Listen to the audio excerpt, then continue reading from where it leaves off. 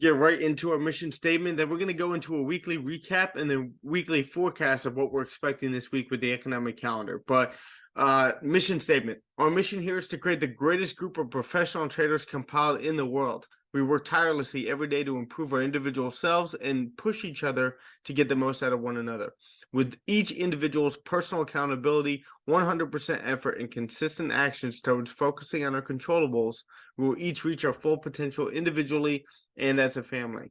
I, Stefano, am supposed to be the best version of myself today, to do whatever it takes to be the greatest trader that I can be and to be the most self-disciplined person that I know. I will do the things I have to do today, regardless of how I feel, one day at a time, 1 hour at a time, 1 minute at a time. I will control what I can control and not worry about anything else. Reminders: we do not overtrade, we do not over risk. Right now it's Monday, you guys, right in the beginning of the month. It's NFP week, so I don't want you guys to force anything today. You don't need to catch a trade today, which is what I basically just said. 1 to 2 trade ideas per day. 3 if you see that perfect setup. Capital preservation over capital appreciation. Obviously, making money is very important with what we do, but at the same time, you need to keep your capital. You can't be buying into and marrying one given trade, making sure that that trade is always a winner, when in fact you really need to save your capital. And if that trade is not playing out, you got to be able to manage your risk, aka risk management is number one. Keep your trading plan in front of you. Make smart decisions. We are system oriented, not how much money can I make on this one given trade. I want you to think longevity. I want you to think efficiently and think long term. We aren't here just to make as much as we can this week. We're here to learn. We're here to become better traders on a daily basis. We want to become better traders over the course of our lives. If that's your focus, you're going to be getting better. That needs to be your main focus. Obviously, making money and seeing what we could do to compound our account this week is extremely important. But at the same time, if your focus isn't so much on that and it's more so on the skill in getting better every single day and just diagnosing what you could be doing on your previous trades, what you could be doing even better, that's how you get better every single day. All right. I want you to have a sense of urgency today and also eliminate excuses and any victim mindset. Take full accountability for your actions. So as I said, we're going to be getting into a weekly recap over here. I was doing a lot of research over Thursday, Friday, and then of course last night and today over what happened last week, why we were so rangy, and what we need to expect for this week. So right now, again, very choppy week last week. I hope you guys didn't overtrade, over risk, or even really take any trades. I think I only took 1 trade last week, right? So those are the weeks that you got to be able to just sit tight, sit on your hands, and wait for the next week, or wait for at least the next day. If you see this day is rangy, okay, I can wait for the nenext day. If that next day is rangy, okay, wait for the next day. You don't need to trade every single day. And that's why it's also very important to have that second source of income. If you're trading and trying to focus so much on that and make so much money every single day, having that second source of income will help you not take trades when you're not supposed to be. But last week, the UK, this is a little recap for last week. The UK and the EU made a new deal that would take care of trade and politic issues in Northern Ireland after Brexit. If you guys remember from Brexit, not a lot of you guys were in the group at the time, but when we were dealing with Brexit, when that was really coming to a halt, there was a lot of issues between France and the UK, and then also the UK and Northern Ireland and Ireland. So they were able to fix a couple of those things last week and reach a new deal. Last week also, U.S. consumer confidence dropped from 106 to 102.9 in January on higher inflation and hawkish anticipation from the Fed. ECB claims they're winning the inflation battle, but still will keep high rates for the foreseeable future. The UK manufacturing PMI rose to 49.3 in February, and this was showing some signs of optimism in that sector, manufacturing sector. The Bank of England also, Governor Bailey cautioned against the thought that the central bank is done hiking rates. Also, U.S. manufacturing PMI was not too good last week, but it showed its manufacturing sector contracted for the 4th consecutive month in February. Other data also showed weaker business sentiment due to higher interest rate expectations. So a hawkish Fed really hurt some of the equities and all that stuff. So also, yeah, this is the next bullet here. This data, along with end-of-month profit taking, is what fueled the sell-off in equities and risk currencies, which is also why you saw that rise at the end of the week last week in the U.S. dollar, in gold, and any kind of safe haven currencies.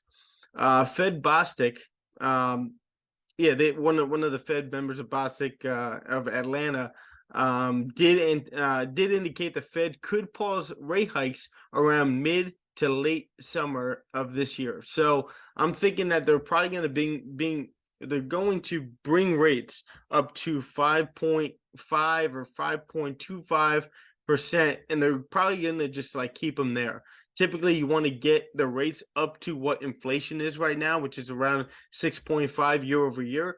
So if you could get it to around that, it doesn't necessarily have to be that. If you could get it to around that and just keep them there, eventually demand is going to start to drop, and we're going to start to see inflation lower a little bit. But that's really going to get a little sticky when it comes to our economy and where we're going to be as far as the health of our economy by that point. But the week ahead, we obviously have NFP. We'll see what some of the headlines are going to bring us throughout the week, and I'll obviously be updating you guys on that stuff. But the main focus for the week will be Jerome Powell testifying and NFP. So Jerome Powell is going to testify in front of Congress this week twice, and then also we have NFP. We got ADP. And it's also the first Friday of the month, which is why we have NFP. But we also have GDP coming out with a GDP coming out of Great Britain, monetary policy update coming out of Bank of Japan, which I'm sure they're going to keep the same rates. And then also, I think it's today, Reserve Bank of Australia later tonight. Yeah, later tonight during the Australian session, they're going to be releasing their monetary policy statement. And it looks like they're going to be raising rates a little bit, as is every other central bank. But that's about it when it comes to our recap and forecast from last week. I just want to say hello to a couple of people, then we'll go through the economic calendar. What's up, Lenny? Good morning. Lim in here. What's up, my man? Lewis, Lim, how are you guys? What's going on, buddy? Not much, man. You guys have a good week last week? Yes, sir. Nobody got caught in that a lot of those ranges? I didn't even trade from Wednesday onwards. There we go. Good stuff, Lim. I think I only took one trade last week. Yeah, but anyway, I only took 2 trades. 2 trades? Okay. How'd you do? Good. Both of them good. There we go. Good shit. Looks like you made the right decisions. All right. So Monday, today again, we have a lot of ranging on GJ right now. Not much going on unless you're looking at any kind of Australian pairs. You do have retail sales coming out of Australia, trade balance as well. And then also the Reserve Bank of Australia is releasing the rate, as I just went over. So that's probably going to be the main focus for today. Not much going on. Again, it's right in the beginning of the month, right in the beginning of March. So being that, you do have NFP coming out this week, which could be kind of a rangy week to start the week. But a big focus of the week, like I just went over, is going to be Powell testifying. So we'll see if he kind of releases any kind of statement or changes his stance on increasing rates and how hawkish they've been, especially due to the employment data that we had some strong employment data, but now it's starting to weaken in the last week or two. So we'll also see that reflected in ADP halfway through the week on Wednesday, and then also NFP. Well, those will be big numbers for us to see where we're going to end up heading. But they are going to remain hawkish, I believe. Reserve Bank of Australia Low is going to be speaking on Tuesday as well. And then on Wednesday over here, you got Lagarde speaking. You have ADP coming out. Canada, a lot of stuff coming out for Canada. Their rate statement is coming out as well. Powell is going to be testifying as well. Joel's job openings is going to be coming out beginning of March, so that'll be coming out for February. And then you get some GDP figures coming out for the Bank of Japan. All right, so we can keep a look at that when it comes to the Asian session and see if we can catch any move. Typically, if you're going to trade Asian, that middle of the week area, Tuesday, Wednesday, Thursday, is going to be where you're going to be getting most of your volume. So we'll see if that gives us any volume during Asian. But looking at Thursday here, you got unemployment claims coming out. That'll be interesting. Like I just said, when it comes to our employment data kind of not being as good as it was. And then also monetary policy statement coming out of Japan. doubt they increase rates, but as we now have a new basically policymaker with the Bank of Japan, it could start to change, but I don't think so. I think Ueda is going to be really echoing what the Bank of Japan has been doing. But looking at Friday now, GDP, you guys trading London, I know a couple of you guys really focus on London right now. GDP is going to be coming out of Great Britain. So we'll see if we get any, again, like I just went over, we had some optimistic data when it comes to their manufacturing. We'll see if they're really producing anything and exporting anything to other countries and making some money as a country. So we'll see if that number increases. It looks like they are expecting an increase on GDP month over month, but we shall see. But again, main focus for Friday is really going to be NFP, the employment data coming out of the U.S. Like I just said, it's been really good, or surprisingly really good to start the year, but now it's starting to taper off a little bit. So we'll see what this ends up coming out to. As you see, the previous was 517,000 jobs added in February. So that was or actually in January. So that was a big surprise for us as a country. Now they're expecting a much more down-to-earth kind of a number coming out for February over here. So that is our economic calendar. Does anyone have any questions? All right. Cool. So looking at GJ over here, the month ended up closing over here a pretty strong bullish candle with a wick to fill, right? We ended up tapping off of 156 over here after holding that support. Strong bullish candle close in January. Another strong bullish candle close in February. Are we going to continue up over here? A couple things need to happen. It looks like we did tap off of 166 over here, right? With that candle, it did close a strong bullish candle with a liquidity grab, but at the same time, you know, we did end up creating that top wick by retracing all the way back down to this area. I know in the lower time frames we are kind of consolidating right now, but we'll see what is going on and what we could break out of to take a trade. All right, now, again, we see that support being held. Again, this whole thing could be pretty thick like that. We can actually draw it like that. Price just likes to visit this whole area of 156. Held a nice support over here. Finally broke through that previous resistance right over here. There we go. Finally broke through that resistance over here, closed above, and just broke out, right? We got that clean move to the left like we pointed out. We created this high. But now, as you can see, we see some exhaustion with that candle closing the way it did. A lot weaker of a bullish candle over here with a wick to fill. Now, we did reject this area up here. We have rejected 166 in the past. Has been a very significant level over here. So now, are we going to maybe get a support formed right over here to then continue right back up and retest that high? Maybe, right? So looking at the daily now, daily gets a little choppy. And I remember breaking down the charts for you guys last week, and they were very difficult to break down, if you will. I'm sure a lot of you guys had difficulty as well. I know Tiffany, you sent me a nice chart, but again, I could definitely see how that could have been difficult. So right now, again, we created that high right over here. We break through. We get like a deeper pullback into the range, right? After creating that nice bullish move over here, we pull back, and then we continue right back up to create this high. We pull back to create another higher low, right? Strong bullish candle, liquidity grab close, another strong bullish candle. Then we push all the way up into this area over here 2 weeks ago, and then we actually just ended up retracing, closing bearish over here, rejecting that area pretty hard, and now we're just kind of consolidating in here. Now the question is, like, I'm looking at this pattern as we keep creating these higher lows over here, kind of pulling back below the previous resistance, right? Pulling back below the previous resistance right over here as well. Can we just end up holding a support somewhere in this area and continue to drive up and retest that high? I think we can, but we need to see more confirmations before we trade anything in this area. Now, looking at the 4 hour over here, looks like we're holding some kind of a support right here.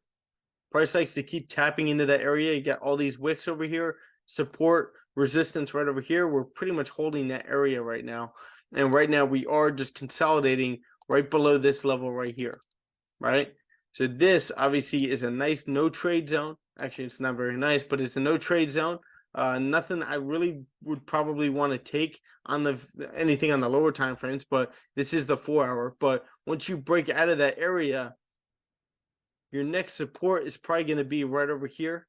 Again, you got to be cautious about all this stuff over here, but this is your most recent price action that you could be mirroring over here to the left. You could very well end up bringing this down here, but we'll see what that is on the lower time frames before we do that. But above this area, you got a nice clean move to the left.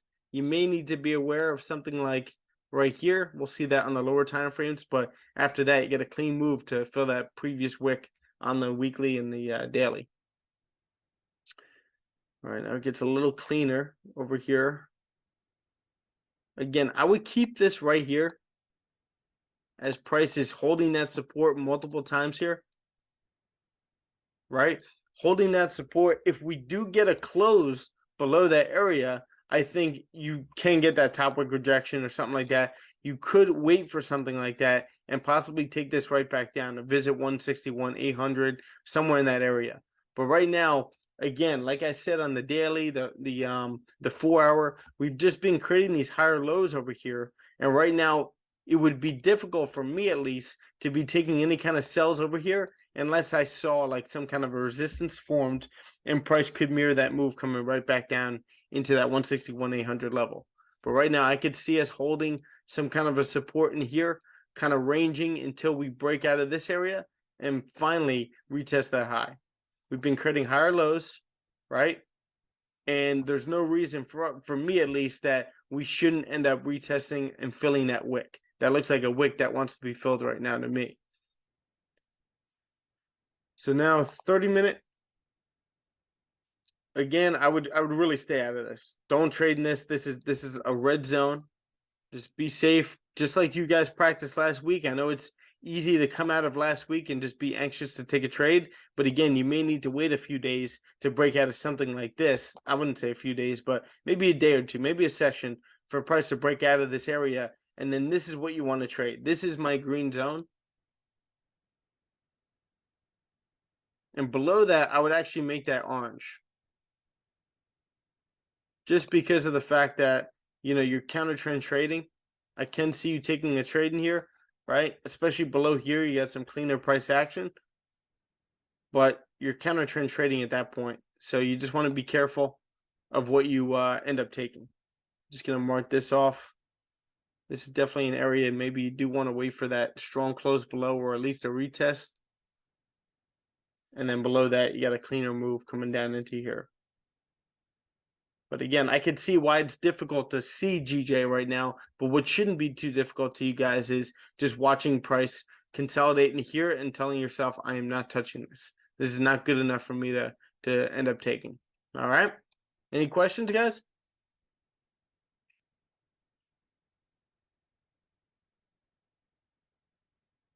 Is it clear, huh? Go back to the daily time frame. If you could just explain that, because excuse me. Yeah, Tiff, you're coming in a little muffled. Explain what? I'm sorry. Yeah, can we go back to the daily time frame? Sure. I thought I saw a move. Do you want to just type it in the chat? All right, I'll type it. Thank you so much. Awesome. Yeah, I'll happily break something down for you.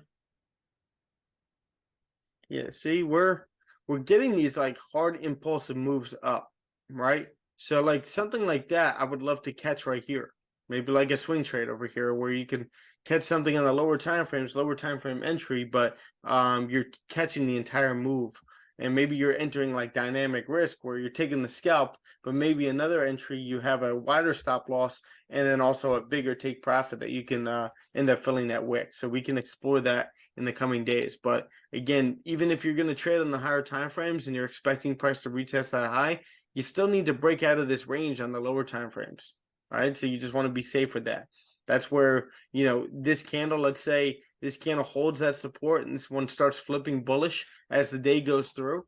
And then on the lower time frames, we're starting to break out of this resistance over here and close above. And then eventually, you know, you could take this after that close above where you have a tighter stop loss for the scalp to grab the 50 pips right here, but then you can have a wider stop loss somewhere here or even below this range to catch this entire thing right there. And that's for anybody that has a busy schedule with work and all that stuff. So Tiff, I'm just waiting on you to ask your question, and then we'll go over to gold and US 30. Now, this is obviously a range. I'm not trading in this, but what I do like is the higher lows that we're starting to create right over here, right? Price holding that support. This candle creating the bottom wick, passing the high of that candle. I could see this continuing up. But do I want to take this on a Monday? Probably not, right? I'm okay missing something like this and letting this thing run, where then we can catch this move coming up and grab the buys, continuing right back up to 164,500.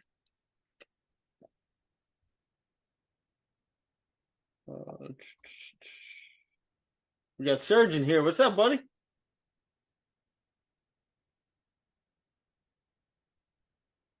Serge, you there? Yes. What's up, man? How are you? Yeah, I'm good. You have a good Nice trip? to be back. Yeah, amazing. Great to have you back, man. Your wife enjoy it too? Yeah, of course. This What is was like it? all Thailand? this is like holidays, I think. Yeah, right. Thailand? Yes, yeah. Awesome. I hear a lot of good things. Yeah, it's All a nice. It now it's become like a new Amsterdam because they legalize weed, so weed is everywhere, you know. Yes, absolutely. So Tiffany was asking, are we getting a resistance on 164,500? So 164,500. Oh, there you go. Yeah, I mean, over here, you can also drag that over to the left as well. Price is holding some kind of a resistance as we were, this candle didn't really reject, but I would say just closed below. This candle pushed all the way into that area, right? And then closed below its open, right? The candle ended up opening over here on a bearish candle and rejecting that level. And then this candle created a bottom wick. This candle had no bottom wick. The candle created that bottom wick, pushed into that area, and retraced over here and closed somewhere over there. So it perfectly tapped into that area and held a resistance. Now, if you look at the 4 hour, you're getting these two wicks right over here, right? Those two wicks are showing me that we get some kind of a resistance right there, that once we do break above that level, you got this whole move up here that you could be mirroring and taking this thing up. Clean price action of about 120. I mean, you could really bring that up to 150 pips to fill that wick. Because I think if we end up holding a support up here and continuing up, I think, we're going to be filling that daily wick over here and continuing right back up through here and tapping into 166. 166 is that critical level that I like on GJ. That makes sense? See, you can see it more on the hourly as well. Right? See that? Strong resistance right there. Once you break it, you got this whole move right there that you can mirror. All right. So as you can see, remember I was just pointing out the fact that we're getting that higher low being formed here on the hourly, and I could see possibly creating a higher low and then continuing up to retest the high, but I'm not going to take that because look at this. Everything's 50-50. It's all choppy. You don't need to trade anything in here, especially if you guys were so good last week, just sitting out of the market and not trading anything when price is consolidating like this. You don't want to be jumping into the market on a day like today, on a Monday the next week, and all of a sudden you're proud of the way you traded last week, and now all of a sudden you start blowing some previous profits that you've had, and now you're pissed at yourself and you start the week off on the wrong foot. Just wait for a price to break out of here. You got some cleaner price action over here, and especially up here above 500 that you could be taking. So looking at gold now, gold over here again ended up a little bullish to end last week over here with some equities coming back down. You got the US dollar going back up as well a little bit, but gold just being invested into because of fear. But right now, again, we're just going to mark off a few of these levels on the higher time frames. And it looks like we just keep holding this current resistance over here after rejecting last month, right? Holding that resistance, previous resistance to the left as well, and then ended up closing a strong bearish candle. Remember, we got to the end of last year, got a nice rally coming all the way up into 1960, and then we ended up rejecting over here based on like a more hawkish Fed. This was all dovish Fed. This is hawkish Fed, and this is probably just a retracement to then possibly continue down even more. But we'll see. Right? We don't know what's going to happen. You don't need to know what's going to happen to be a successful trader. You just need to know probabilities. And right now, as you guys can see, again, that resistance right there, you can also draw, some right up here as well, but that doesn't pertain to us right now on some of these lower time frames that we trade. But right now, we're holding some kind of a support right around 1800, 1803, right at that previous resistance, right? And that support right there. We ended up creating this high, coming right back down to that previous resistance over here and holding a strong support. That's a strong candle right now for me to look at to possibly be trading. Only issue is we don't have what? Top wick, right? We don't have much range on that weekly candle from last week to be continuing up. So this could just be a pullback, right? And end of the month profit taking from people selling all month, right? Coming all the way down 4 weeks in a row. Very, very strong bearish candles. And then we get that end of the month retracement where we end up closing bullish. But we could very well end up holding a resistance here and continuing right back down to retest that low. But we'll see on the lower time frames. Let's see. Looking at the daily now. Daily, again, gold's another choppy pair that is a little difficult to understand where it's going to be going just because of all these wicks and all this price action over here to the left. But right over here, it seems like price likes this whole area, right? Price came right back down in that area, and then you get that hard bounce off of it, right? So we ended up closing above this most recent resistance right over here. As you can see, you get that wick as well that tapped into that area. Ended up closing right above that area, right? We're also above that 50 EM or 10 EMA over here on the daily. Can we hold this as a support to continue right back up? And if not, can we anticipate possibly a fake out and capitalize on this and then eventually capitalize on this? But once you get into this area, it's going to start to get a little more choppy. All right. So now everything kind of depends on this level right here. Right? Got that resistance. Price has held support in that area as well. We've tapped into that area multiple times and rejected. Now we finally closed above over here. We're holding some kind of a resistance right there, and we're tapping into this area. But what do we see right now? Anybody see what I'm looking at with this current candle? What could this be right now? Anybody know? Come on, someone's got to know. All right, better luck next time. So this right over here could be a liquidity grab that comes into this area, ends up flipping bullish, holding a support there. And then what do you see to the left here? Previous support as well. So that could possibly be our zone. And again, this could technically be drawn like that, where we actually cleared out of that area. We just didn't have enough momentum to keep going. We needed some kind of a retest where price comes into this area, holds the support, and then continues right back up from there. But what do we need for price to continue right back up? We need a weaker dollar, right? Right now, so far, we're holding some kind of a bullish trend in here. This could be a key area that price taps off of and then continues up. Let's see the 1 hour.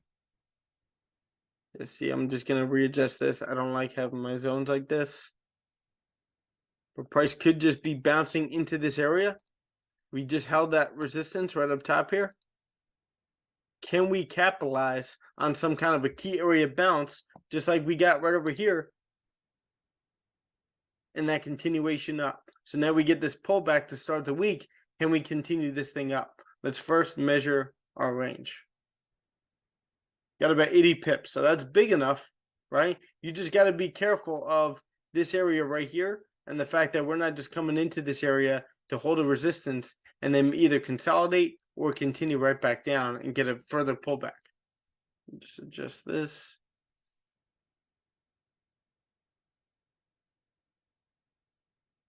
Yeah, that wick came right into that previous area, same exact thing. And every single time we create that higher low, we end up retesting the previous high. So now I like this. Problem is this is a big range.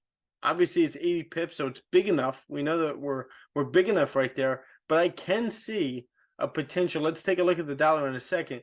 But after a strong close like that on the 30-minute, bottom wick form passing the high, you would need a safe stop loss below this candle so that you could ride this thing up. You just got to be anticipating, because it's more choppy over here, anticipating a further pullback, and then price continues right back up. Like it might chop its way up to 1857. But let's take a look at the dollar now. You see where we're going. We're pretty much consolidating, and we have been creating lower highs since the end of last month, right? You actually got a higher high over here compared to that, but at the same time, we're pretty much consolidating because now we keep creating these lower highs here. And if that's the case, if we hold this resistance right in here, right, could price retest this low over here and eventually continue right back down to at least tap into here, where then price taps into that area and then starts to bounce off and continue up. And if that's the case, we're going to need to see more of a hawkish Fed out of Powell after these testimonies that he's going to be testifying in front of Congress. We need to see more of his hawkish sentiment for this thing to continue to rise. But right now, we are holding this kind of a support right here. Right? We can't marry the sells over here. Price is holding a solid support right there. Got a nice solid push up, right? We could be continuing right back up from here and just kind of consolidating in this area and finally retesting that high. So got to wait and see what we're looking at before we end up taking trades. But I do like this. I like the fact that we're holding this support. We go back to 15-minute. Nice. Go back to the 4-hour over here. So the 4-hour again is going to be closing in about an hour 20, right? So maybe this candle will be able to see this thing flip bullish. And if that's the case, could we get something like this right over here? Not exactly, but again, a liquidity grab and the candle flips bullish and closes bullish. The next candle creates that bottom wick, passes the high, and continues right back up. And in that case, get a bottom wick, pass the high, retest this wick, and continue right back up. The only thing is it just gets a little choppy in here. Let's see if we're... Yeah, see, this was our bearish trend that we were respecting over here. Minor bearish trend. We held this double bottom, right? And ever since then, we've been creating these higher lows. So now, can we start the week off with retesting a previous high? Any questions on gold? Let's see, where's our next target? I would say maybe right here. Price could come back up into that previous resistance, and then eventually got a clean move right over here that you could be mirroring up to 1889, 1890. All right, so I'm just going to monitor this. We'll see what we end up getting. I don't know how much volume we're going to be getting on a Monday during NFP week, but maybe we get a move, right? Maybe we get something that we want to see. But let's take a look at, go back to GJ real quick. Yeah, see, that's why we don't take those buys over here. Even though we think price is going to continue up, you have no idea. Price could reject and retrace at any point in this consolidation. So looking at the US 30 now, 33,000 still holding that solid, actually 32,500 still holding that solid support over here. Last month we ended up closing a strong bearish candle, right? Equities finished off pretty, as we said in our weekly recap over here, equities kind of sold off at the end of the month. Got a lot of sell-off happening at the end of that month based on that data. And now what we're getting is this support forming. Does this candle have a bottom wick? Barely has a bottom wick. This candle passed low right away, flip bullish, and now we have a very strong monthly candle to start out March. Looking at weekly. Now, I wouldn't pay too much attention to this just because I do think that price is gonna possibly just create a lower high here. Right? Remember, we've been creating these lower highs here. I think we could create that lower high and then continue down. It may take a while for us to break below 32,500, but once it does, you know, we're gonna continue right back down. Clean move to the left that we could be mirroring.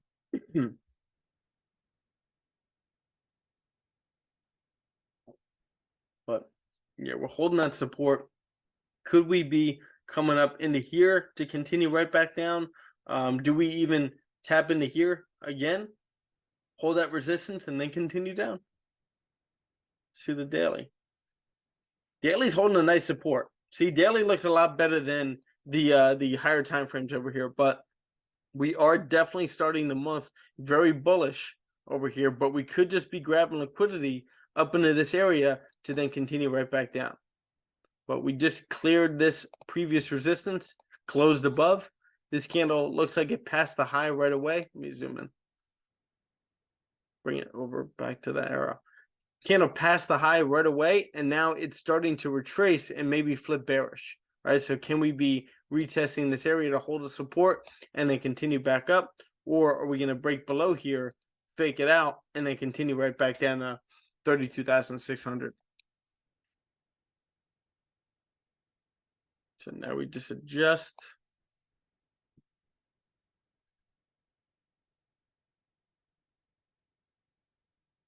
All right, so we created that high. It looks like we got some sort of resistance right over here, right? So what you're looking for based on this price action here is just a higher low to be formed. You're not looking to take any kind of pullback here to continue back up. You're just looking for a support to be formed somewhere in this area to continue up, or a close below here with some pessimism in the market, and then you could capitalize on the fake out. We could all together if you trade US 30.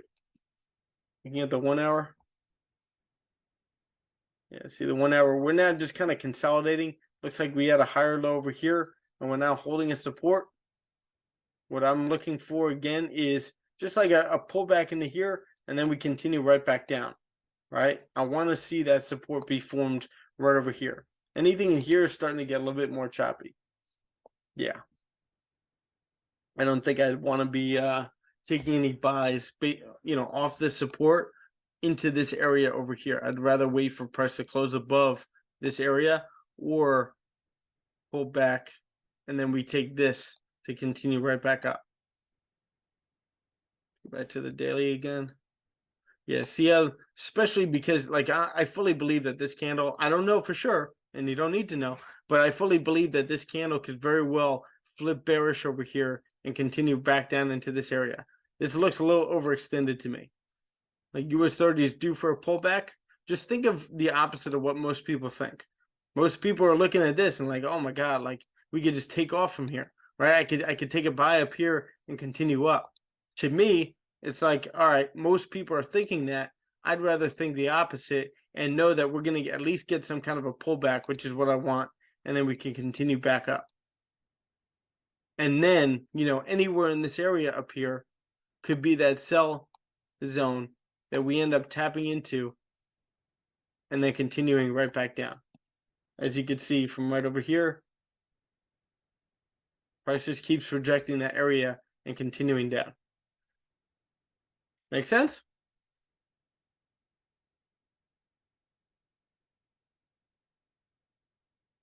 Need your help, guys. Yes? Yes. Awesome. Awesome. Yeah, it's US 30. Let's go back to our GJ right now. GJ just, again, ranging. That's probably going to be a no trade day for us on GJ, but I can see potentially taking buys over here on gold. Let's go over to our pre-market data.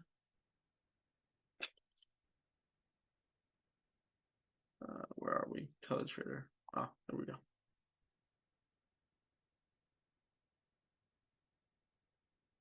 Pre-market. I'm just reading some of these highlights over here. ECB is favors 50 basis point increase at next meeting. Iran rejects possibility of temporary nuclear deal. All this nuclear talk is getting crazy.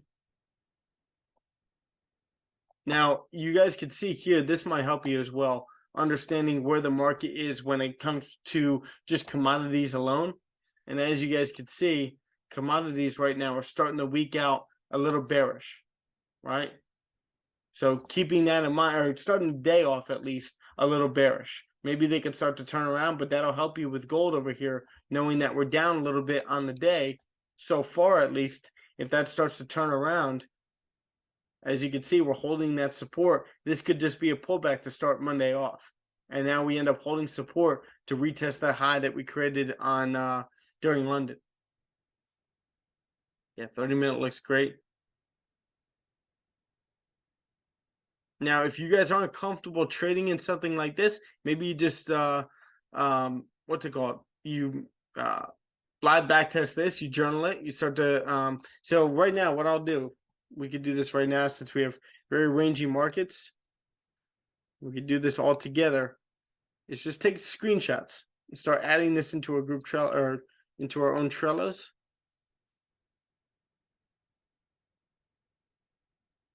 Now, for me, I want to see the 1 hour, especially because the daily is bearish over here and we are coming down from a high. I'd want to see maybe the 1 hour candle close bullish here at 8 o'clock and take that 8 o'clock volume. So let's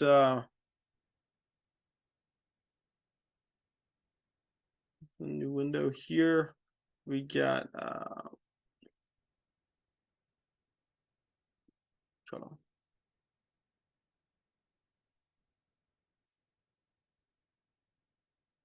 Oh, by the way, if you guys want to go into the categorized trades Trello over here, I think we got an updated.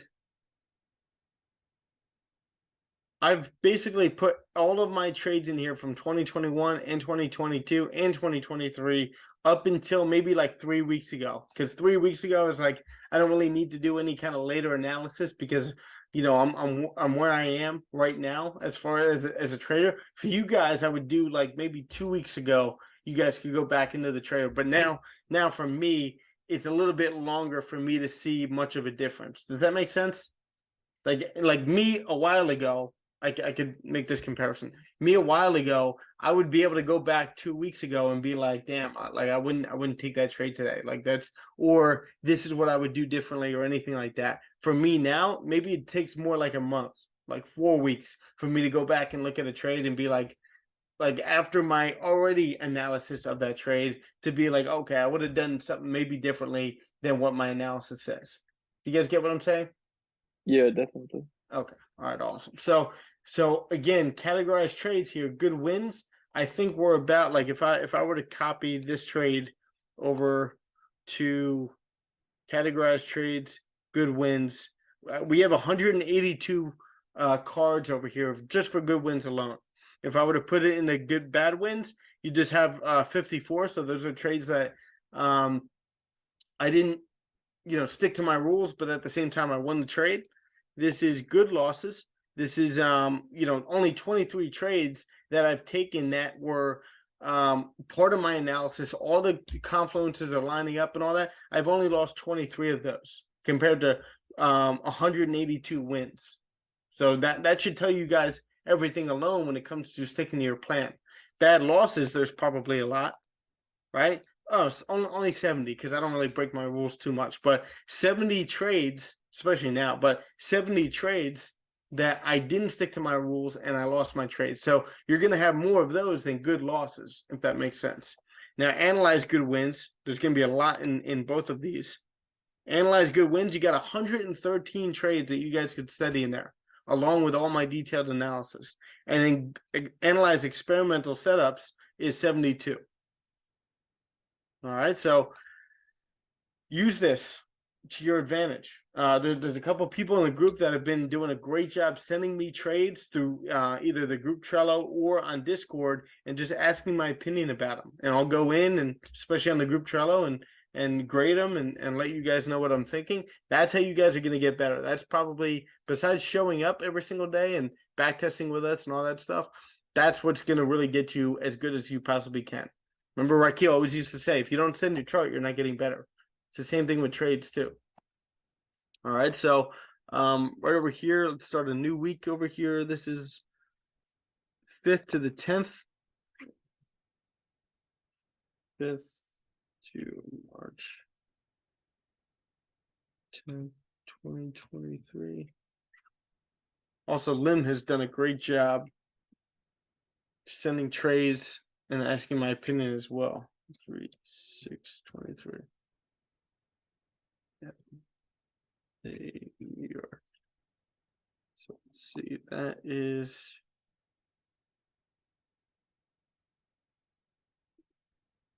daily. Looks like we're retracing even more. You see how that 4-hour candle is starting to flip bullish?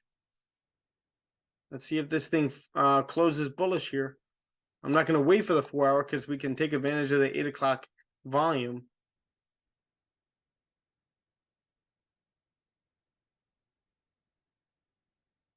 Wow. Yeah, look at that 1 hour. I think this is going to most likely retest this high over here after a strong 1 hour close. I would just keep a safe stop loss because of this consolidation. I would keep a safer stop loss below this 1 hour. We have 5 minutes left for this candle to close. So most likely and hopefully we get that retracement where we create that top wick and we can fill that candle, or we can fill that wick, and you can put your stop loss right below that 1 hour. Right, and then you're anticipating a retest of that high.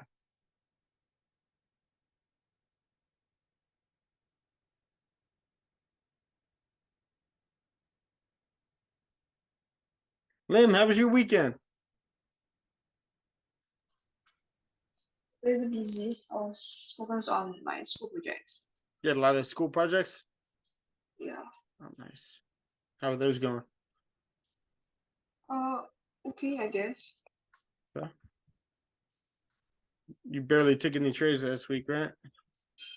I took one win on Monday, Okay. one break even on Tuesday, and then an even trade on Wednesday onwards. Yeah, the markets were moving a little bit more in the beginning of the week than definitely the end of the week. But yeah, sounds good. For me over here, being that we're consolidating like this a little bit, and we got these 2 strong bullish candles closing, I could see some kind of a pullback into here. A pullback into here because price tends to like this area right over there. So let's see if we can pull back into that area and hold the support. Not that we need to break and retest that area, but at least like hold that area and start to flip off that area. And then you can put your wider stop loss down here. And possibly if that ends up happening, you may be able to put it below this candle right here in the 30-minute. So below the previous 30-minute candle. But I fully believe, again, that's a key area that we're bouncing off of. Nice demand zone. Price should be retesting that high. But it's not definite. It's not guaranteed. So you're not going to over risk on anything. See the 15-minute.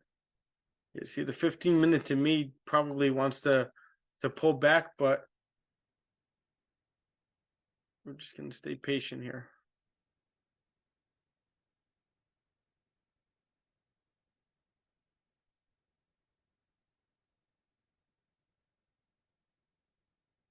I'm going to minimize this. Move this over here.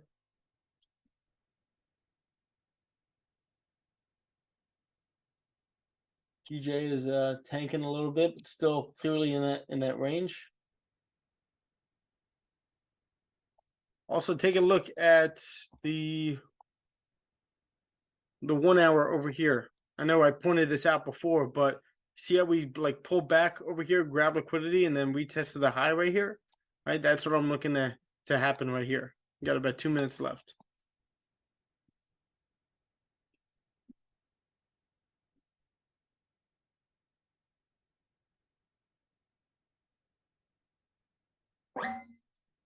Just set my magic keys to see what our risk to reward would be.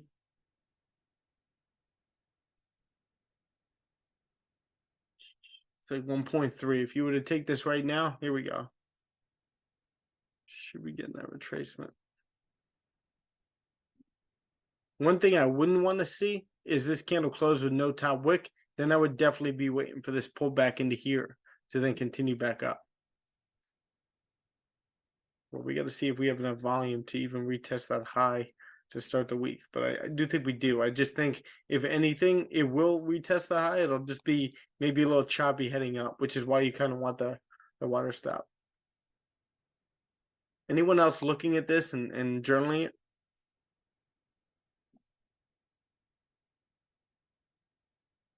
Yeah, I'm journaling it. Okay. Who was that? Oh, Lenny. What's up, man? Here's that retracement. There we go. Give us a wick. About 30 seconds.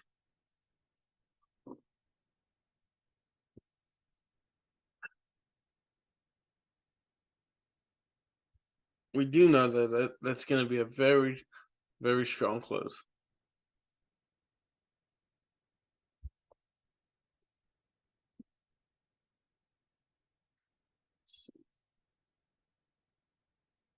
All right, we closed. Let's take a screenshot. Now, for me, I got to be a little careful because I didn't trade it all last week, and we didn't run our live stream. So you got to. Oh, the 15-minute. Just about shaking a little rest off here. 30-minute or 1 hour closed.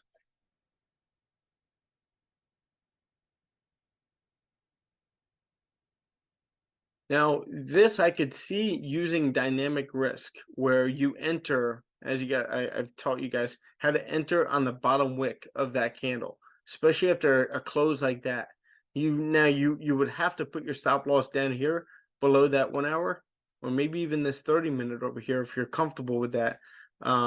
If you're going to do that, but I could see you taking a buy over here as it's creating that bottom wick, and then maybe take it again as it passes the high. I want to see some nice volume coming in on this Monday. And what you can do, I've taught you guys how to use some of these lower time frames. Let's see if we get some kind of a higher low being formed over here in the 1 minute. See how the 1 minute's a little overextended, and it may be due for some kind of a consolidation like this or deeper pullback to then continue back up. Because we're a little overextended here in that 1 minute. Here we go. I'm actually gonna record this 1 minute.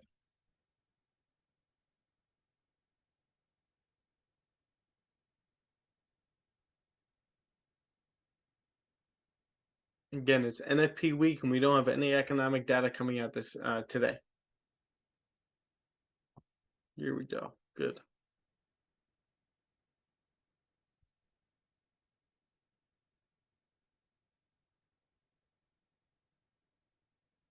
I have a couple of Zooms with you guys scheduled for this week.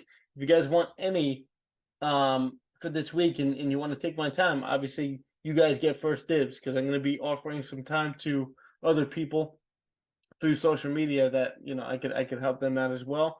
But I want you guys always get first dibs. So if you guys want to hop on a Zoom, go through any kind of trades or any kind of psychology or what you guys are doing, or maybe you have a second Zoom that we need to hop on, you just reach out to me and let me know. I think Lewis, we still got to hop on a Zoom. It's been a while. Quentin, we're hopping on today. Serge, if you want like a little recap, let me know to boost your week after your vacation. Lenny, I think we're due for a Zoom, right? We had one 2 weeks ago. 2 weeks ago, okay. And I gotta look at my notes because I didn't have my iPad until last week. So let me see something. Yeah, look at that pullback on gold. Beautiful.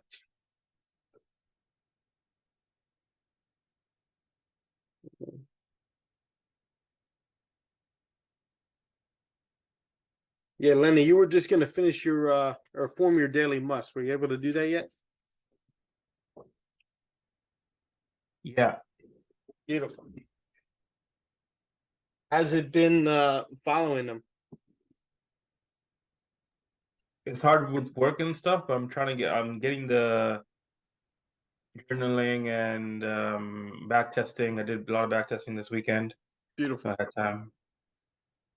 Yeah, when you first form that daily must, it becomes like a rough draft at first, especially with like the first month or two, where it's like, okay, how much can I actually handle in a day without any distractions? You kind of want to set like a bar. You want to set like a personal record of like how much you could do without any distractions to sacrifice one day of zero Instagram, zero social media, zero YouTube or any of that stuff and focus on how much can I actually get done in one day, right? How much can I squeeze into one day without putting too much stress on myself? And then Yeah. that kind of sets your bar. And then after that, you can either add or subtract things from the daily must list that you know you need to be, completing. But It just started with the toddler. The toddler. oh yeah, Right. So, yeah. Listen, I'm with all you guys when it comes to real life stuff, and you guys got jobs, careers, and things that you need to accomplish throughout the day, families that you need to take care of. I just don't want to see you guys lying to yourself because I know how easy that could get. Where it's like I got all these things, I got all these excuses that can take me away from my work, and that's why I'm not where I need to be. Or that's why I don't need to complete all the things I am or need to do, and then that starts to compound in the wrong way, wrong direction. I'm not saying that's you. I'm just saying that could easily be. And I just don't want to see you guys getting into that. So right now we have this pullback over here. Again, you may be creating that bottom wick on the 1 hour, right? So maybe if what I can see here is if this 1 hour starts to flip bullish, you could put your stop loss a little bit tighter below that current 1 hour. And then we should definitely be retesting the high. But guys, give me 1 second. I'm just going to use the bathroom. I'll be right back.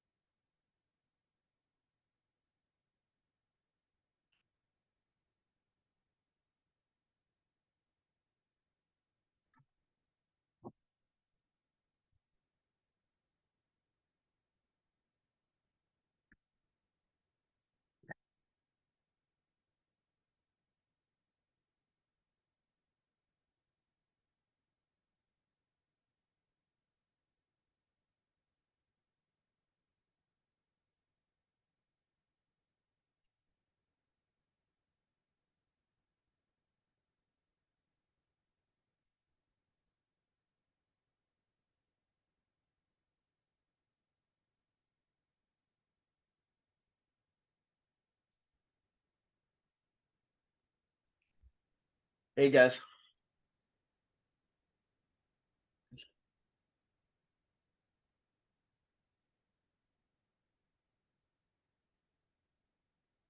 You guys there? Can you hear me? Yeah. Beautiful. Yep. Yes. Awesome. So yeah, I'm looking for that pullback, which we're getting right here into this area.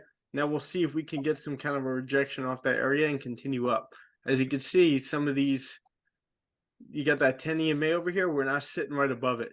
So this is what we kind of use these for, where it's like, all right, can we form a support with this, right? And start to change direction of the price action and continue right back up. Now, this is what I'm talking about. You see like that liquidity grab? We did pass below the previous 15-minute, which is iffy, but at the same time, it's the 15-minute, and this trade is more so taken off the 1 hour and 30-minute. So right now, are we starting to grab liquidity over here? Right? We never passed below the previous 30-minute candle. This is where maybe you start to enter that dynamic risk, right? With your stop loss. I would say it's safer to put it below this previous 30-minute, and then you could enter a couple entries here, and maybe as it starts to flip bullish over here, it could continue right back up. I think I'm going to be entering my first position, and again, putting it below this 4-hour candle. I think this is the safer stop loss.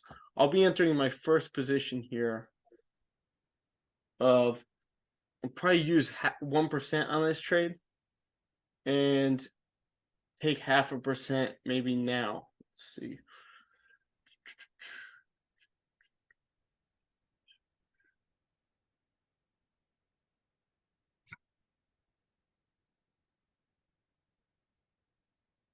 Yeah.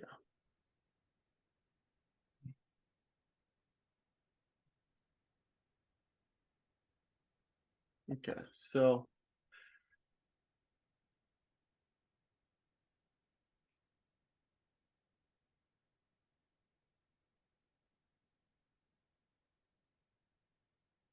yeah.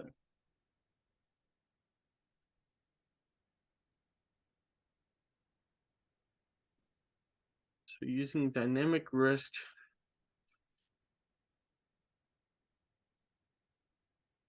Everyone make sense, or everyone get that?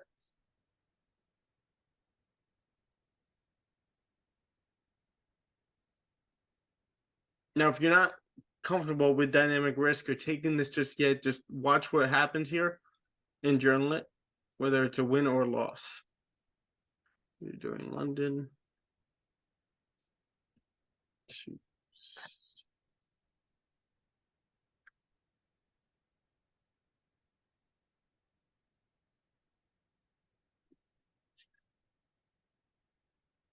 1848.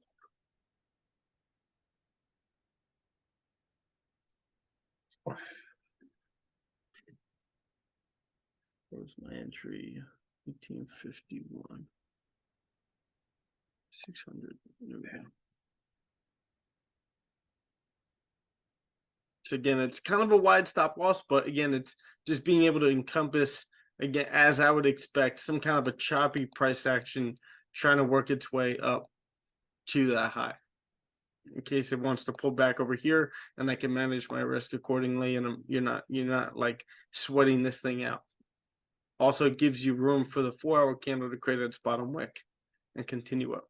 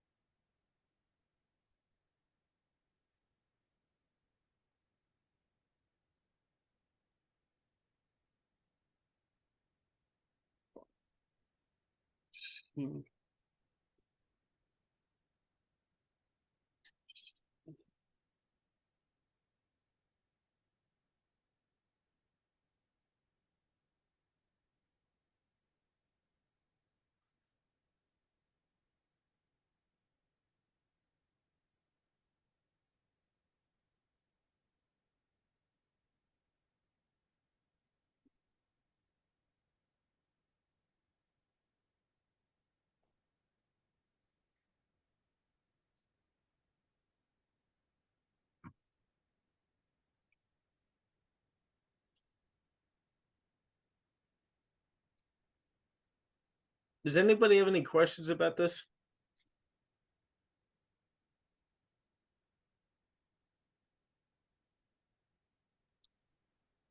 Can you go over like so basically you're taking this trade basically because you had a good bounce of that support and then you just anticipating that wick fill right there, right? Yeah, so this is basically just like playing history of what we've been seeing with gold over here since breaking that bearish trend.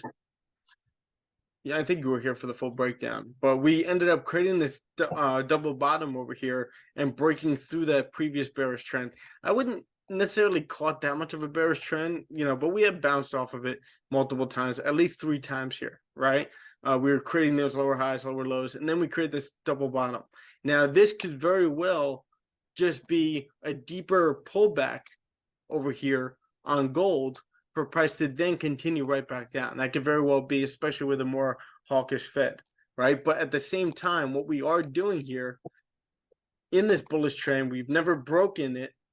We are creating these higher lows. And the last time we pulled back into a key area of previous resistance over here, we ended up pulling back into this area, grabbing liquidity, and then continuing up to retest the high. We're doing the same thing right now. We got a strong bullish close. Like Quinn, you were asking about bullish closes here and entering based on a bullish close. I could have very well entered this right after that close with my stop loss down there, but I kind of wanted to wait for that bottom wick to form. But when I'm entering impulse entries or when wicks are forming and stuff like that, it's almost always after a close in my direction. Make sense? Yeah, that definitely makes sense. My question was, when to maybe use dynamic risk because I always wait for a candle to close, but almost always I wait for the high or the low of the previous candle to be broken before taking my first entry. And my question was, in which cases can I start entering before it has passed the high or the low of the previous? It's got to be a really strong candle in your direction, or like a really strong candle with a great wick, clean move to the left, everything's lining up. You don't always have to wait for that bottom wick.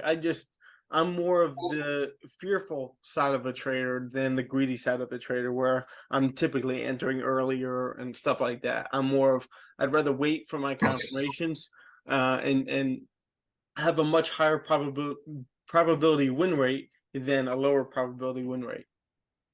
Yeah.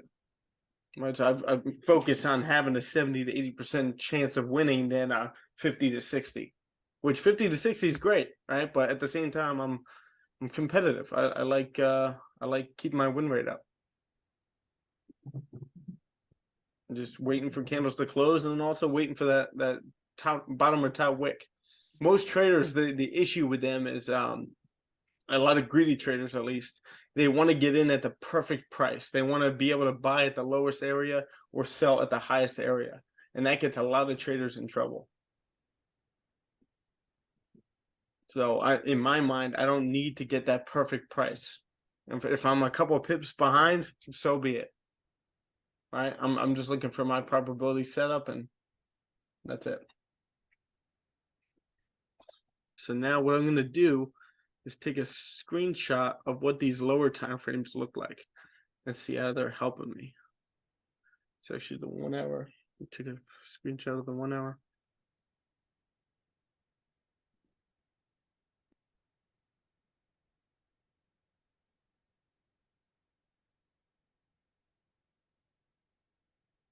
So the 15-minute candle did just close bearish, but at the same time, what are we taking this trade based off of?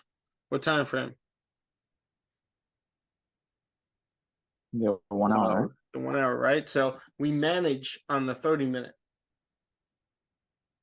We manage one time frame below it.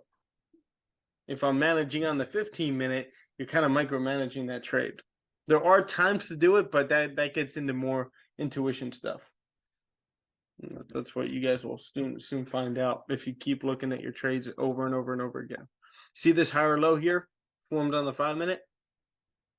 Now, just because we get that higher low formed on the 5-minute doesn't mean I'm gonna, enter another dynamic risk entry.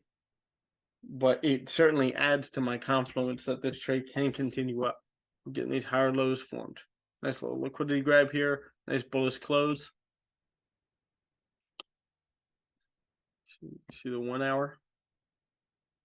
Now, our entry was actually over here, right? So our entry was, we created that high, we pulled back into this area, create that bottom wick, then we start retracing back up, closing above that area. I didn't take it on the 1 minute, but at the same time, I'm taking it as that bottom wick is being formed, and it seems like this candle may be flipping bullish to continue up.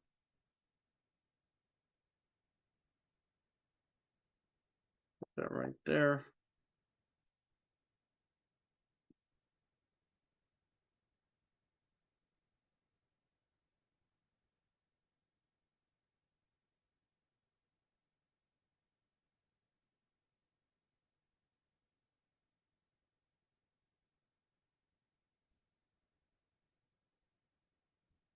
Is anybody not in this trade right now but journaling it?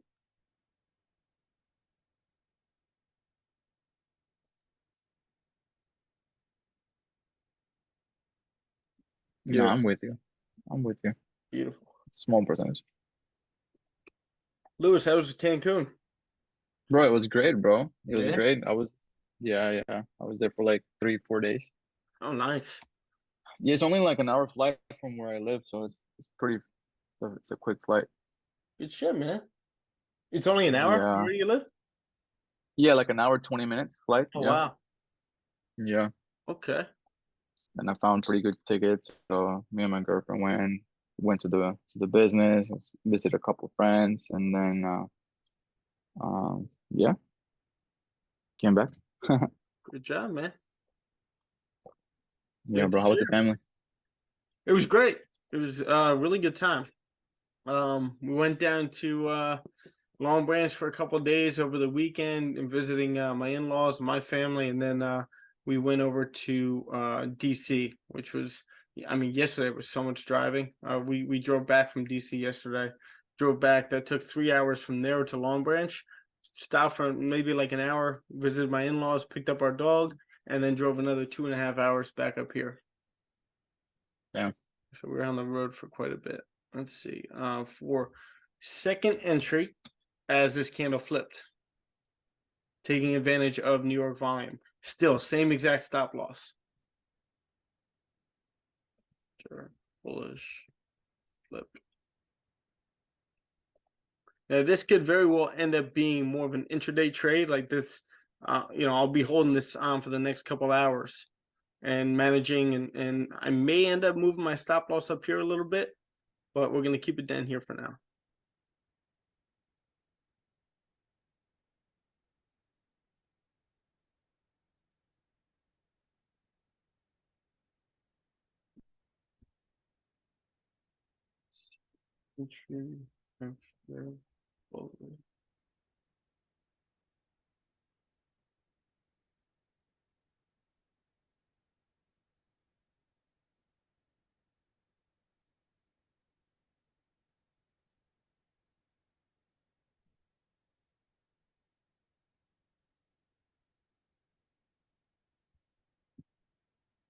And Lewis, you have the bar, or is it a Yeah. restaurant? Okay, It's a restaurant / bar. it's like a walk up bar. Well, no, I mean this tables. It's actually like, what do you mean a walkout bar? I don't know. Like I go to like when I went to Cyprus, they had these where it's like not a cart, but like like a hut almost, and they had tables around it, and you could walk up, get a drink, or, get a coconut with some alcohol in it, whatever you want.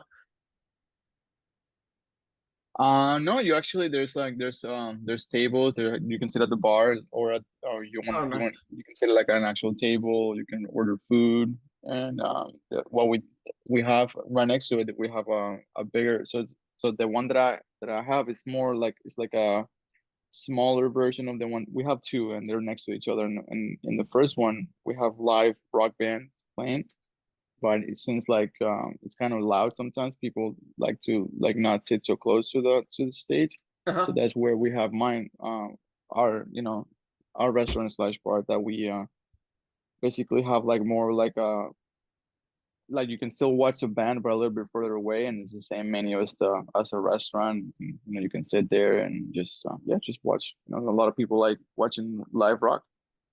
Nice, man. I gotta come Yeah, bro. down. Yeah, bro. I Yeah, don't.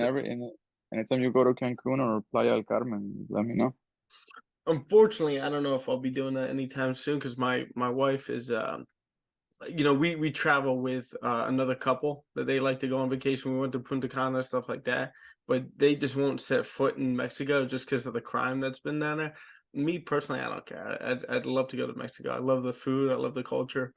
Yeah, But you know, I don't know if I'll be heading down there anytime soon because of that. because of what? Because of what? Just you know, you see so many things, you know, with crime and stuff like that, with cartels Oh, in yeah. the airports. But you know, for me, I don't, I wouldn't, that wouldn't scare me off. No, I mean, as long as you're not like going to Mexico to the intent of like dealing drugs, I don't think that's a problem, you know? Sure, I feel you. Steph, could you check this trade out? This Yeah, top. absolutely. What are you in right now? It was on GBP USD. I've Okay. started trading that. Did you yes, you did. Do you have a chart? I can send it over on Discord. Awesome. Let's do that. Gotta get more into the habit of sending charts.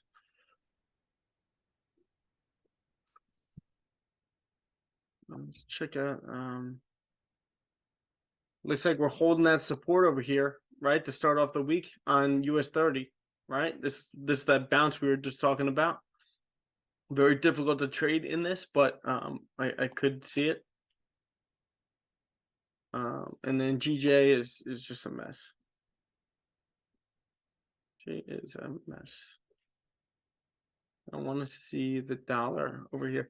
Here we go. Dollar is holding that resistance over here and coming down to retest that low.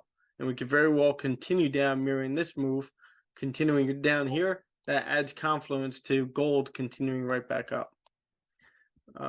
Beautiful.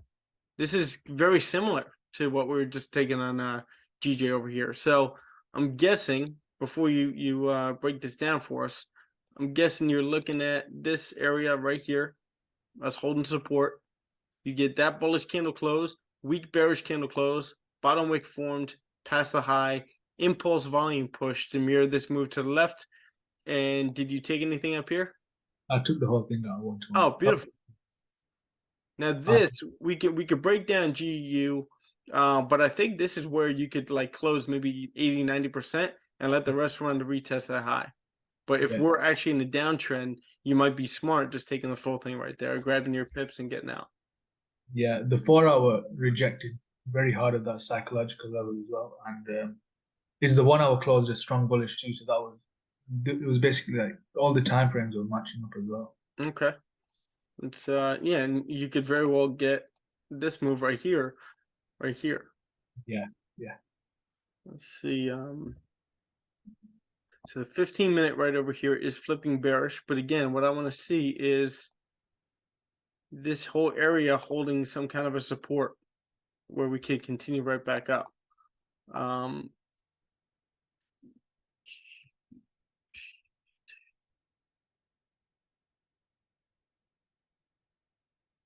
we got here? Oof. Daily looks gross.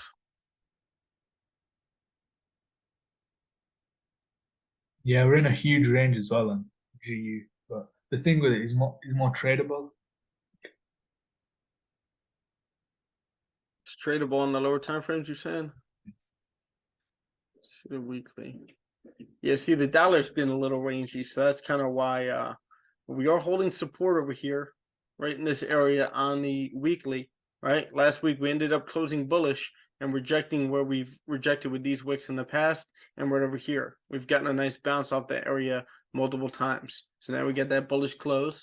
Daily is very rangy. I don't like it, but I could see it starting to change trajectory right over here and continue right back up. You see what I'm talking about? Especially with that bullish close right there. Obviously that wick right there, but that bullish close, high created, We come right back down to the same level and close another strong bullish candle right here. Yep. Looking at the 4 hour. Yeah, 4 hour since tapping off of 124 here.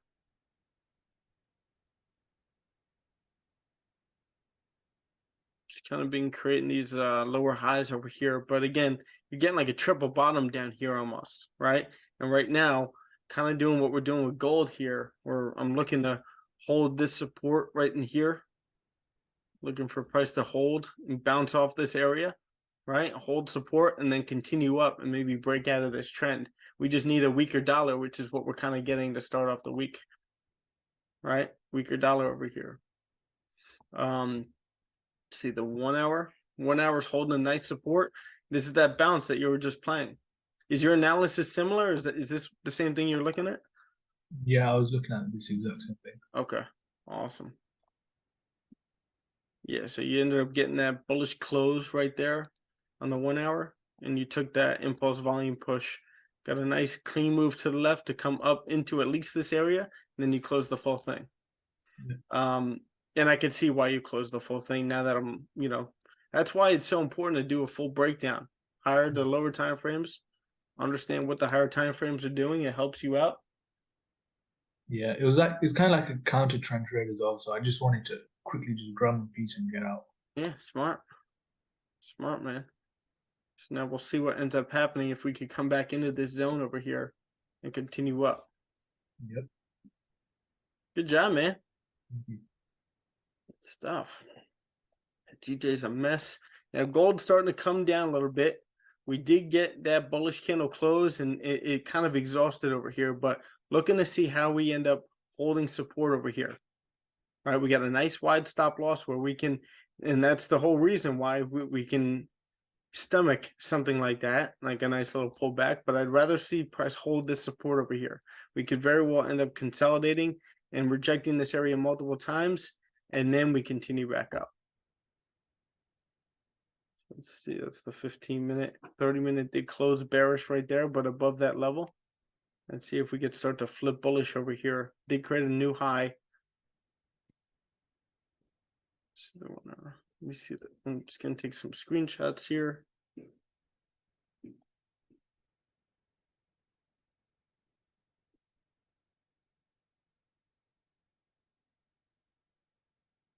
Just 30-minute. Close. 15-minute.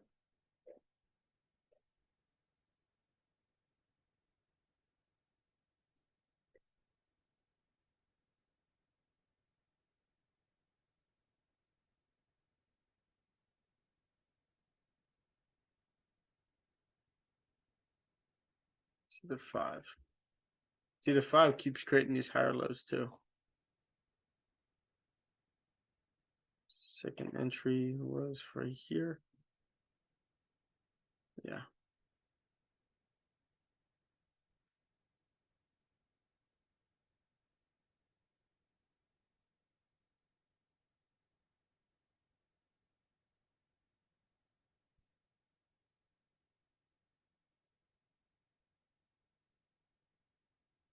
Let me see, we're holding that support on the 1 minute so far.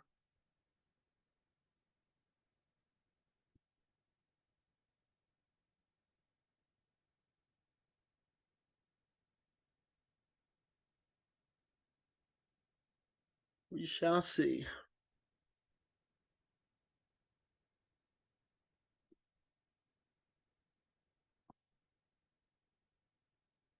Who's ready for a big week? Let's get the momentum up. You guys excited to be back on the live streams? Yeah, bro. Good. Glad to be back with you guys.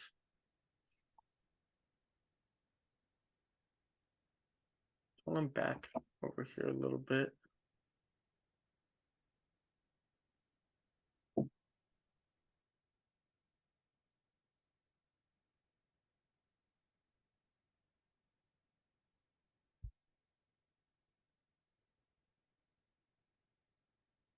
And don't forget the 4 hour close right? I would love to see this thing close bullish over here. Don't forget the 4-hour close is going to close, and the reason why we have such a wide stop loss is so the 4-hour could create its bottom wick and then continue back up. So I'd love to see this thing close bullish.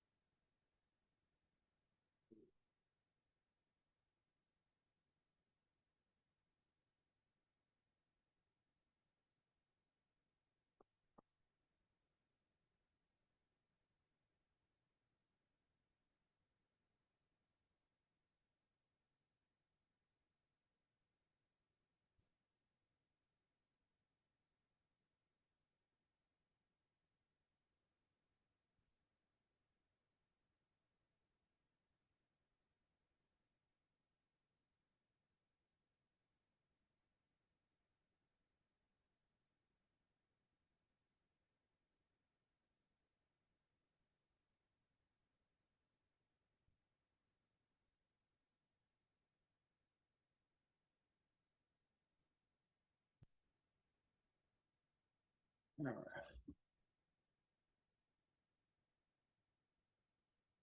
So we start to, as you guys can see,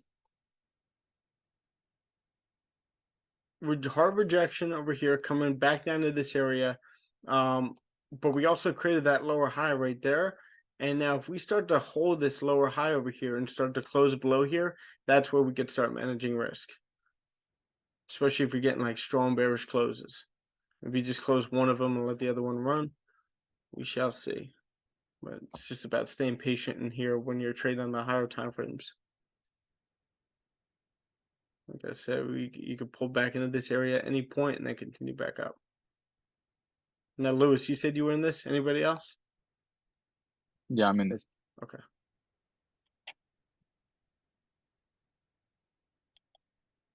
Would love our first trade to be a win. But if it's not, it's a lesson. Yeah. I mean, it is. We're going with the trend. You know, we hit a good critical level, support the trend line. I mean, it looks like he wants to just create. I mean, tap the new, either make a new high or tap that wick that made before. I mean, I makes sense to me. Yes, sir. At this point, if we get like a strong bearish 1-hour close here, and then that would mean the 4-hour candle closes bearish. That would signify to us that we can manage risk, 100%. Yeah. Some of these lower time frames, I don't think I would be managing risk, and obviously this is that critical level. So we could close, if we do close below that, then I would definitely be taking some off. Again, standards and reminders here. Capital preservation. I'm trying to keep my capital from not last week because I barely traded last week, but the week before that, trying to keep the profits that I made. And, I'm not marrying any kind of trade, specifically one on a Monday before NFP.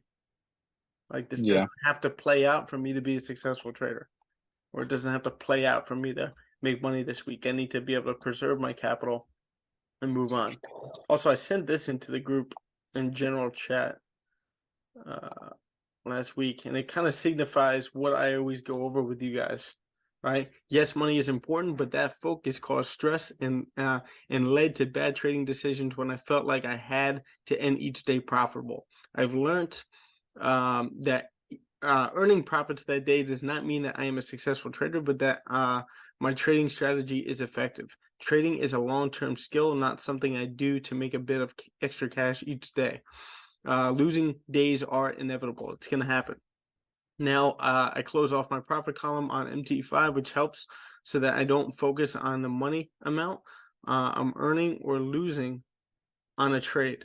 From the money amount that I'm losing or earning on a trade. As long as I follow my trading plan, I let the market do its thing and fulfill my trading probabilities. Nothing is guaranteed. So again, focusing on the skill, right? Not focusing on the money, just trying to get better every single day. You know that you're going to be increasing your skill. and then eventually the money follows.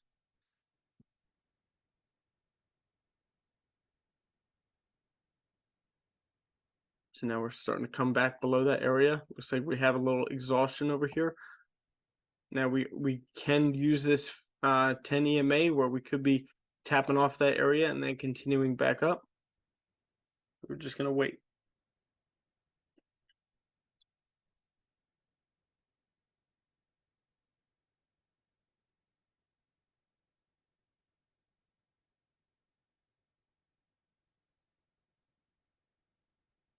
It's too strong of a 1 hour candle.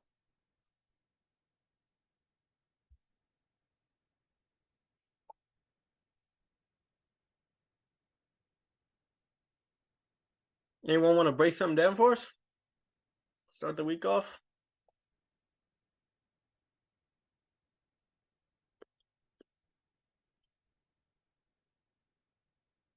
Nobody.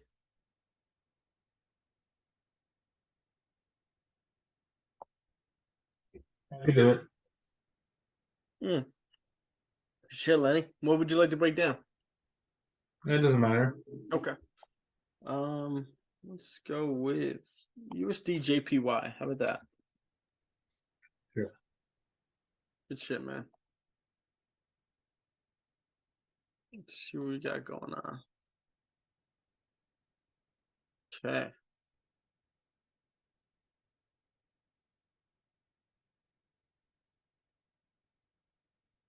You know the drill.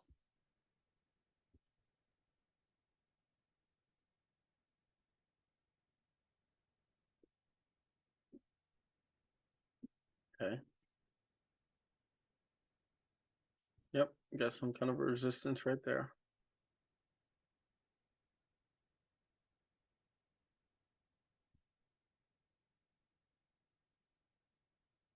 Okay. And what do you see happening here?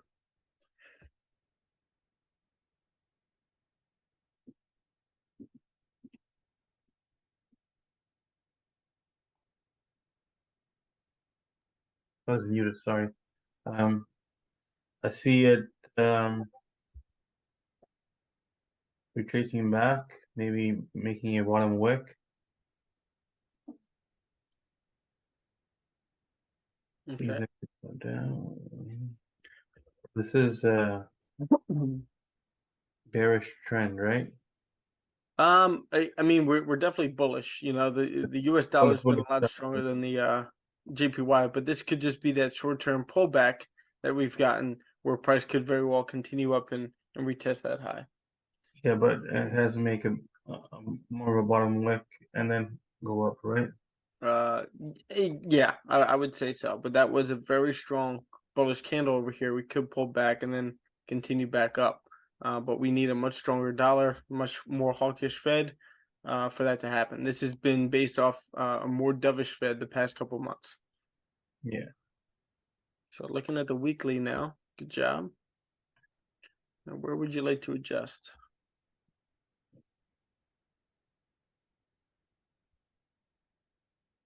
Right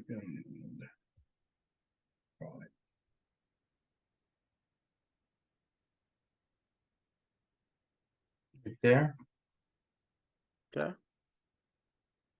and right there. Support right there. Okay. This is weekly, right? Yes, sir. So last week we ended up rejecting that area for the first time, maybe second, because that candle had no top wick. We're also above these two EMAs, the 50 and the 10. So that could help you. Yeah, I haven't learned how to use the EMAs yet. Just look at them as like an extra support and resistance. So like the 10, it's the average of the last 10 days. Right over Okay. here. The 50 over here is the average of the last 50. So if it's pointing up, you know, in the last 50 days we've been pretty bullish, right? In the on that time frame at least. 50 candles. And then over here, you know, that's the 10. So we're sitting right above both of them. So the moving average, you know, when price is sitting above both, you're pretty much bullish. Like there's a higher chance that you continue up than down. but it's not guaranteed. It's an indicator. Yes. So Indicator, yeah. yeah.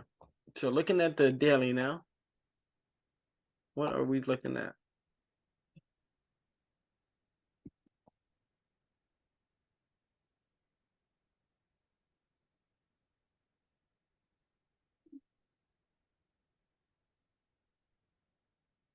Okay, nice. Do you want to readjust this? Like it. Yeah, you got some higher lows being formed in here. And then you got another one right over here. Okay. So since breaking this bearish trend,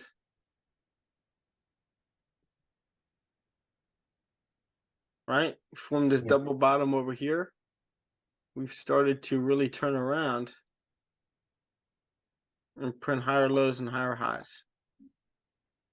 Right? So typically when you create that high, you come down and create a higher low, retest that high, or you kind of consolidate to create a new high. So maybe we're in this consolidation phase and we can continue right back up. Yeah. So let's see the 4 hour. 4 hour. It's been a little rangy over here. What would you like to see? I have one in here.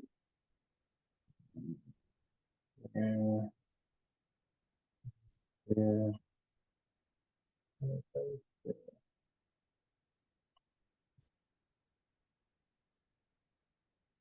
Okay. Yeah, you're sitting in this range right here in the 4 hour.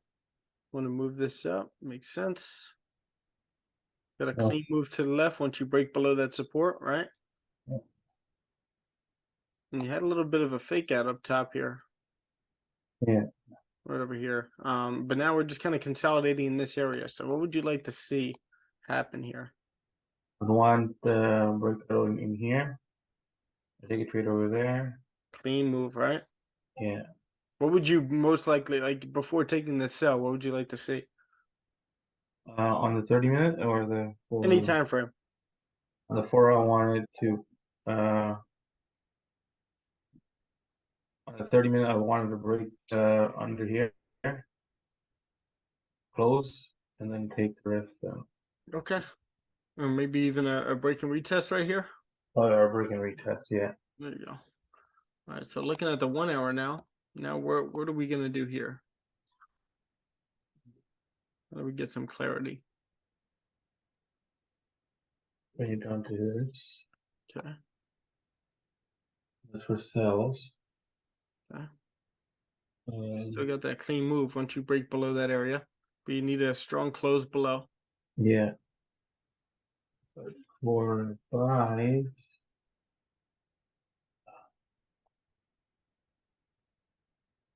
I think I'll take them to here. There you go. So I'd probably just get rid of this for now until price starts breaking above that area. This is obviously your most recent resistance right over there. So if you could break above that, you know, you do have some areas that you got to be concerned about. But, you know, if we start to break structure here after creating another higher low, as we did right here, right, maybe you can take advantage of this coming up. But let's see the 30-minute here. Okay, 30-minute. Your 30-minute gets a little choppy when you break that resistance. Yeah. So where would safe buys be?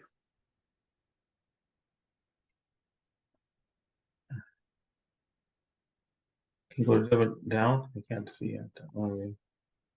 Hey, you want me to? Oh, sorry.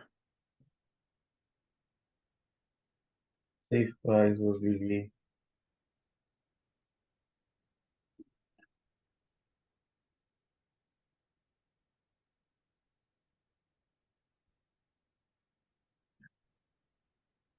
Where? how many pips is this? Okay. So this where it gets a little choppy over here on the lower time frames. This is where maybe you want to stick to the higher time frames on a pair like this when it's choppy like that. Kind of same thing with GJ too. So like on the 4 hour, if we could get some kind of a 4 hour closing above this area, right? Mhm. You may want to set your stop loss based on the 4 hour, the 1 hour, and then take that trade based on price closing above the area. And you may most likely retest that high And notice how the candles are a little bit cleaner on the higher time frames here. You kind of take that avoid one. that noise on the lower time frames. So take it on a 4 hour instead of a lower time frame. Yeah. Yeah. Now, if that's not in your wheelhouse just yet, all you got to do is just journal those trades in the higher time frame. It's like, oh, okay. Like it got very choppy down here, and there's no real entry I could have taken, but the 4 hour did close above this area, right? And we held the support, and I'm looking to play something like this right here, and even higher than that. So this would be an intraday trade instead of That would be an intraday to a swing trade. But again, if that's not in your wheelhouse, that's not what you're used to taking, then that's something that you want to just journal it, watch it play out, and just pay your dues. Just understand that you guys all have to pay your dues. We all did. I did, where you have to miss a ton of trades and just journal them and study them, and then eventually you get more and more comfortable taking it. All right. Good job, though, man. Does that make sense when it comes to using those higher time frames instead? Yeah, and I get how if it's like choppy, go on a higher time frame and then see if you can take a trade. 100%. 100%. I never thought about that before until now. That's the beauty of just understanding basic price action and being able to read candles and understand what they're telling you, right? Read them like a book, and then eventually you can trade on all other time frames. Same thing with Jamie and some of the other guys that have been having heavy work schedules where it's a little bit easier for you to trade on the higher time frames and let them play out, stay a little bit more patient, waiting for trades to play out. I can teach you how to swing just as well as I could teach you how to scalp. And maybe not just as well, but it's pretty much the same thing.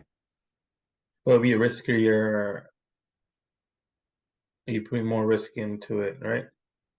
Because your stop loss is higher. It's but at the same time, you got to be able to trade based on percentage, right? Especially like that. Like if my risk is going to be 2% with a 10 pip stop loss, as it will be with a 100 pip stop loss if I'm managing risk, or if I'm trading based on the 4 hour, the daily, and I need a 100 pip stop loss or 50 pip stop loss. It's still going to be 1 to 2%. Doesn't change. Okay. Now, if you trade based on lot size, that's where you need to lower your lot size a lot more if you're taking those higher trades, higher time frame trades. But great job on this breakdown. I think you've improved over the last couple of weeks. Thank you. Absolutely. Let's keep doing it, man. Good job volunteering as well. So let's take a look at, GJ is again consolidating over here. Looks like we were holding that support. We could basically continue up, but it looks like we're rejecting this area again, and we could possibly come back down into these areas here. Here's in the chat. Okay. Again, yeah, that daily candle is pretty bearish right now, right? That support is still holding, but we're definitely coming down to test it again. Now, GJ or gold over here did come back down into this area, but it is not closed below that area just yet, right? Again, I'm looking for, see how it's rejecting. I'm looking for this 4 hour in the next 7 minutes to flip bullish and close bullish here. That will help us in terms of, staying in these buys. See how we're kind of rejecting this whole area over here, not micromanaging, and it's holding that support. So if it would have closed under that area on the 15, you would have started to manage it? If it does on the 15, that would mean that the 1 hour and the 30-minute are closing below that area as well, and then that we can manage risk. Cut 50 off and let the rest run. Yeah. Right? Because even right now, you should be fully okay, not fully, but you should be very okay letting the full stop loss get hit and knowing that you can easily make that back. If you're over risking, then that's not the case. Then you're going to be micromanaging a little bit and, kind of on your heels. Gotcha. And it's going to cause you maybe not to even manage risk. And you're just like, I need to win this trade. I can't afford to, lose this.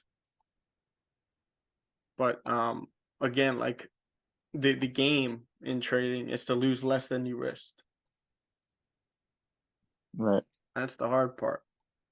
That's where the psychology comes in, which is pretty much 90% of trading. The rest of it is just reading candles. Gonna take another screenshot here, record the time of when that screenshot was taken. 30-minute, 8:54 a.m. So we're rejecting that area. 15-minute pulled back into this area, and now hopefully we can close above. My main thing is just waiting, hoping that 4-hour close is bullish. That'd be great.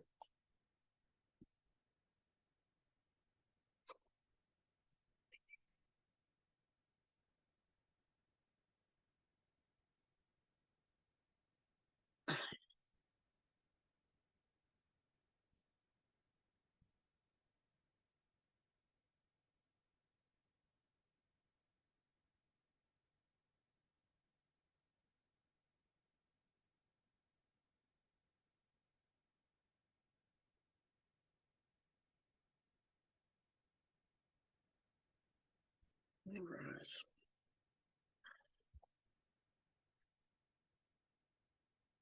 Quinn, you guys got any plans today, or are you just all working? I'll be working today. Oh, awesome. I was saying with Quentin being down in the south of France. I don't know if he's here.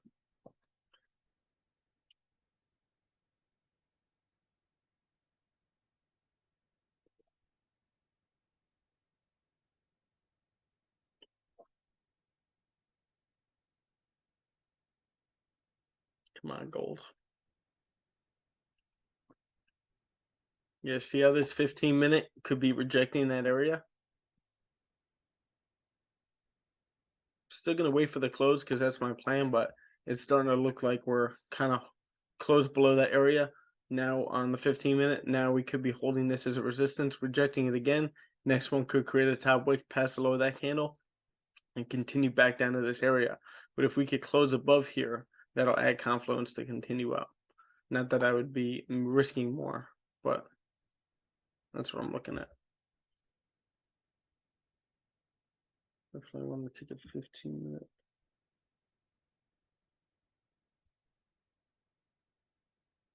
15-minute rejection of team 1. That's 8:37 a.m. I want like a nice like last 2 minutes of this candle to make a nice little like bullish push up here, and that would mean the 4-hour may end up closing bullish.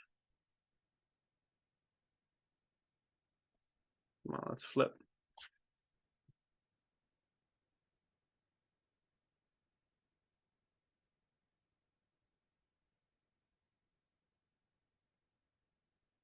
Lewis, you got time this week? Yes, sir. Yeah. Awesome. What day is good for you? Wednesday. Wednesday. Okay. Actually I do have Wednesday open because Quentin and I are hopping on today. See, 3:30 Eastern? 3:30. Wednesday we're doing back session, right? Yes, we are. Yeah, 3:30 is fine. Okay. Lewis.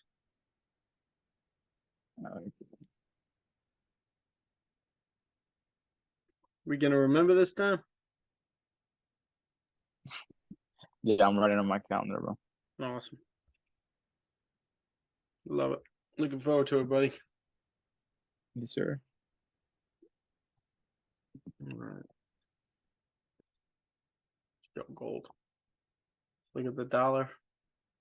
You see the dollar was kind of rejecting this support over here, right? Starting to retrace a little bit, and that was probably causing this pullback over here. Well, hopefully this thing can continue down. That's a nice resistance that we've held right in this area, and we're rejecting hard. So can we close below here and continue right back down? Maybe not on this candle, but continue down, creating a lower high.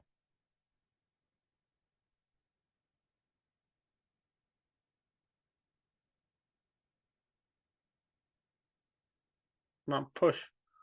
30 seconds.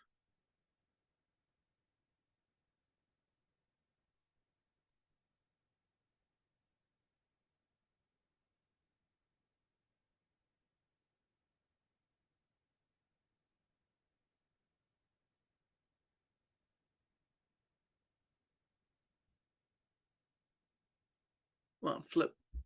5 seconds. There we go. There we go. There we go.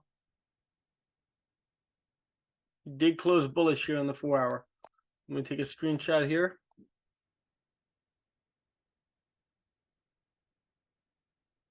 Where bullish close, flip, and close. The 1 hour or the next 4 hour candle could be creating that bottom wick. 1 hour candle did close bullish or bearish, but it closed above that level. I want to see like some kind of a bottom wick formed and this thing flipping bullish. Maybe it closes bullish, the next one creates a bottom wick, continues right back up. That would be the ideal intraday trade. I'll be monitoring this all day. 1 hour. Close. 12:51. Lewis, how you doing with this? Does that make sense to you? Yeah, Awesome. so far so good. Still holding it.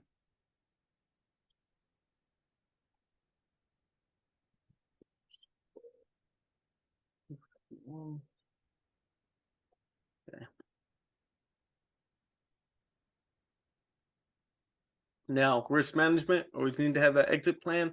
If we start to break the lows of these wicks over here, most likely I'll be either closing full or closing 50%. Most likely 50%, but you know, if we're creating these lower highs over here and you know starting to break the lows over here, most likely we're going to be coming down to here.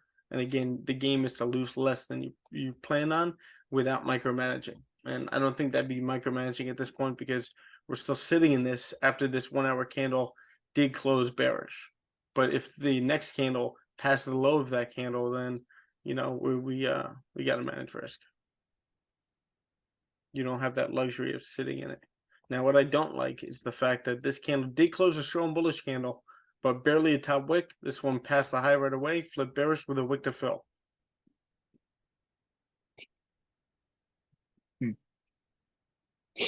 You got to be able to play devil's advocate without psyching yourself out in that trade. That's where psychology becomes so hard as a trader.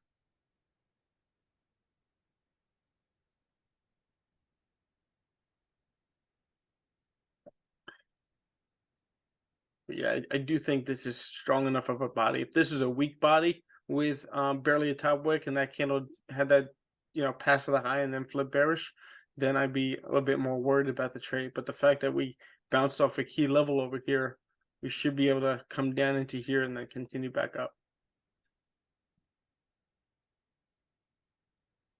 Steph, how much did you risk on this trade? I'm 1% total. 0.5% on each of these entries. Oh, so you dynamic risk. Dynamic risk, yep. So first impulse entry was on the bottom wick of the as the bottom wick was forming and starting to retrace back up. That's why I entered the first, and then after this candle ended up flipping bullish here, I entered the second. Yeah.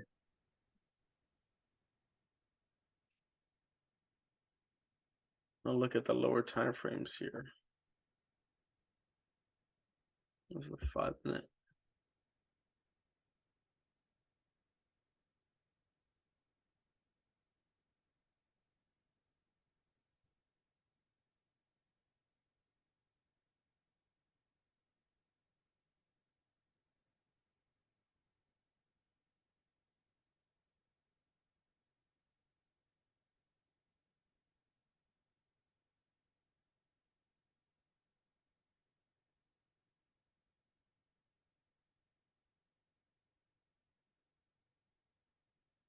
So this is the 1 minute here. And what I'd be concerned about is if we're starting to break this support over here that we've been holding. Right, it could be coming down to tap that area, hold support, and then continue back up.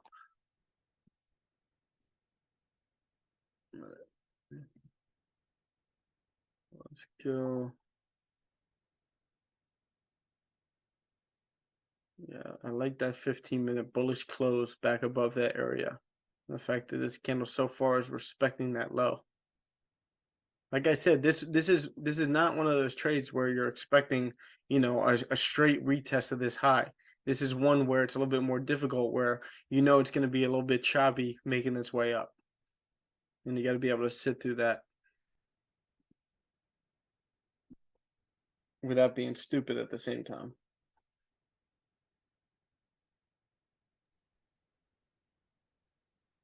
Now, safer buys would have been above like 1857, right?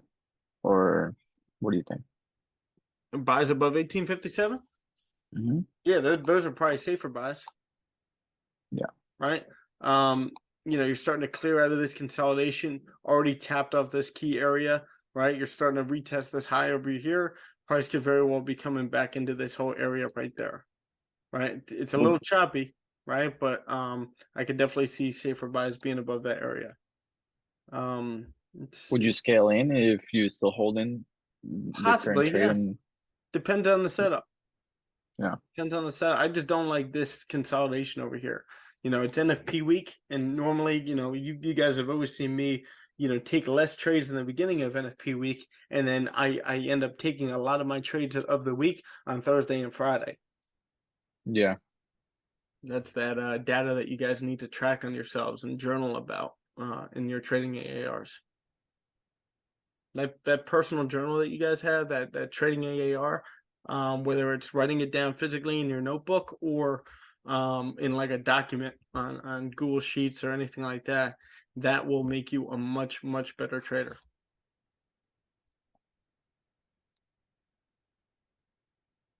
So we kind of tapped into this whole area right here. We're starting to reject. Also, these candles here on the 30-minute did close bearish, but guess what? What's bigger than the what's how can I ask that? What are you seeing with these candles? Anybody know? Like if you break down the anatomy of these candles. A lot of bias pressure, I guess. What about the wicks and the bodies? What can you tell from those? That's what I mean. So a lot of there's starting to be exhaustion on the seller side and a lot of buying pressure. Right. Yep.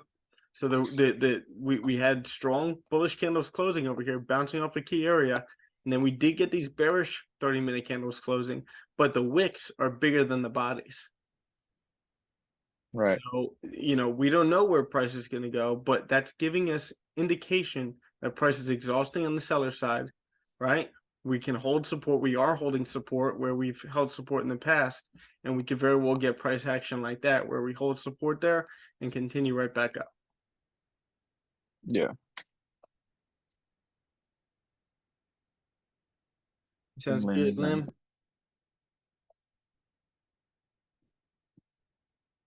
So I wanted to stay on with you guys, just in case like we had to manage risk right now, but it looks like we're gonna be okay. Where again, like this is gonna be an intraday trade. I took this based on the 1 hour, but if I have to manage risk, I'm gonna let you guys know in the chat and keep you guys updated. I just have a Zoom with Quentin at 10 and some things to take care of before I do that. So, Lewis, I think you're the only one in this. I'll keep you updated on this in the group chat. Send your chart if you can into the New York session so that we could take a look and see what you're doing. But yeah, okay. I think what's up? No, I said okay. Okay. Yeah, we're gonna call it a session right now. I think you guys did a great job. Remember those key updates fundamentally that we talked about, what we're looking for the moving forward this week, and then also the recap of last week. Guys, stay safe today. Don't take any stupid trades. It's Monday of NFP week. Here we go. See that liquidity Let's grab? go. No micromanaging, no nothing, right? Where we wait for candles to close, and also we're looking at a key area over here. So hopefully we can hold that support on the 1 hour. I knew it would be a little choppy, and we should be retesting that high. All right, guys, any questions? Nope. No? All right. Well, we are back at it when it comes to back testing as well tomorrow, 1:00 p.m. Eastern. And I will see you guys bright and early tomorrow morning, but I'll talk to you guys in the chat. Right, see you later. All right. Thank you. Absolutely. Great job today, guys. Daily Thank you. must complete them.